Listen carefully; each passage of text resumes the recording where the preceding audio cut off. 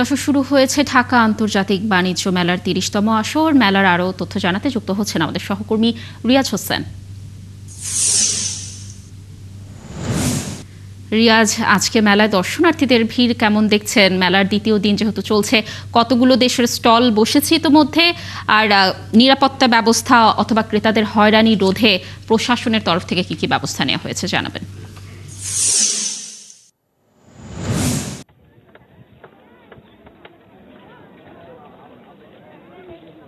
লাবণী, ঢাকা আন্তর্জাতিক বাণিজ্য মেলার ৩০তম আসরের আজকে কিন্তু দ্বিতীয়তম দিন। আর বিশেষ করে কিন্তু মেলা শুরুর আগের দিন থেকে কিন্তু শৈত্যপ্রবাহ এবং ঘন কুয়াশার কারণে কিন্তু জনজীবন একেবারে বিপর্যস্ত হয়ে পড়েছে। তো আজকে সকাল থেকে কিন্তু আমরা দেখতে পাই যে প্রচন্ড ঘন কুয়াশা এবং শৈত্যপ্রবাহ, আর সকাল থেকে দুপুর পর্যন্ত কিন্তু মেলায় তেমন লোক সমাগম ঘটেনি বলে আমরা জানতে পারছি। তো দুপুরের পর থেকে এই পর্যন্ত কিন্তু আমরা মেলা গেটিদারের সাথে কথা বলে জানতে পারছি মেলা এই পর্যন্ত প্রায় ৮,০০০-এর মতো দর্শনার্থী ক্রেতা মেলায় প্রবেশ করেছে। তো ব্যবসায়ীদের কাছ থেকে আমরা জানতে পেরেছি যে মেলায় কিন্তু এই শুরুতে যে অবস্থা হয় যে দর্শনার্থীর আনাগোনা বেশি, ক্রেতার সংখ্যা অনেকটাই কম।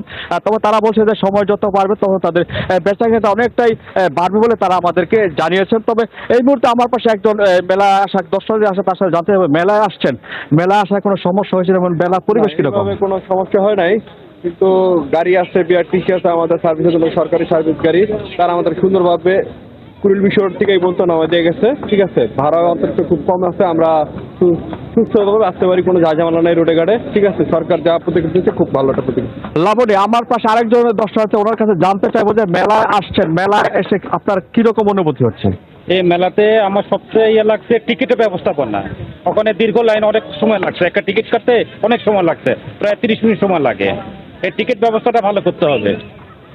লাবণী, আরেকটা কথা আপনাকে জানিয়ে রেখেছে, মেলার যে প্রধান সড়ক এশিয়ান বাইপাস সড়ক কিন্তু সংস্কার কাজ চলছে। সে কারণে কিন্তু বিশেষ করে নরসিংদী এবং ঢাকাগামী 300 ফিট সড়কের কিন্তু সংযোগস্থল কাঞ্চন ব্রিজের পশ্চিম পাশে কিন্তু রাস্তার কাজ, সংস্কার কাজ চলছে। সে কারণে কিন্তু সড়কের এক সাইড বন্ধ থাকার কারণে কিন্তু সকাল থেকে কিন্তু আমরা রাত অবধি যানজট সৃষ্টি হচ্ছে আমরা দেখতে পাই। তো ব্যবসায়ীদের দাবি যেন এই যানজট নিরসনের রাস্তাটা দ্রুত সংস্কার করে, যাতে করে মেলায় দর্শনার্থী এবং ক্রেতার সংখ্যা বাড়ে, তাদের কিন্তু একটা দাবি। আরেকটা বিষয় আপনাকে জানিয়ে মেলায় কিন্তু নিরাপত্তার সাথে কিন্তু পর্যাপ্ত আইন শৃঙ্খলা বাহিনী নিয়োগ করা হয়েছে। তারা কিন্তু কঠোর পরিশ্রম করে যাচ্ছে যাতে মেলা আসা যাওয়ায় ক্রেতা দর্শকদের কোনো সমস্যার সৃষ্টি না হয়, সেদিকে তারা কিন্তু বিশেষ নজর রেখেছে।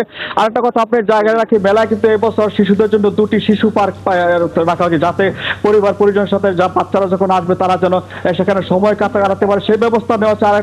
আরেকটা বিষয় হলো সিটিজেন কর্নার করা হচ্ছে, যাতে করে মেলায় আসা লোকজন যেন মেলায় বসে তারা সময় পার করতে পারে এবং পার করে তারা স্বাচ্ছন্দ্য বোধ করে মেলা থেকে তারা বাসায় যেতে পারে।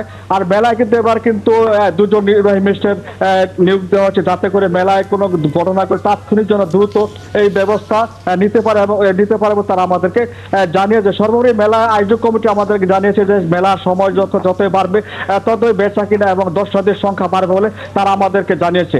লাবণী, ছিল আমার কাছে সর্বশেষ। রিয়াজ, ধন্যবাদ আমাদের সাথে যুক্ত থাকার জন্য। দর্শক, ঢাকা আন্তর্জাতিক বাণিজ্য মেলার দ্বিতীয় দিনের তথ্য জানাচ্ছিলেন আমাদের সহকর্মী রিয়াজ হোসেন।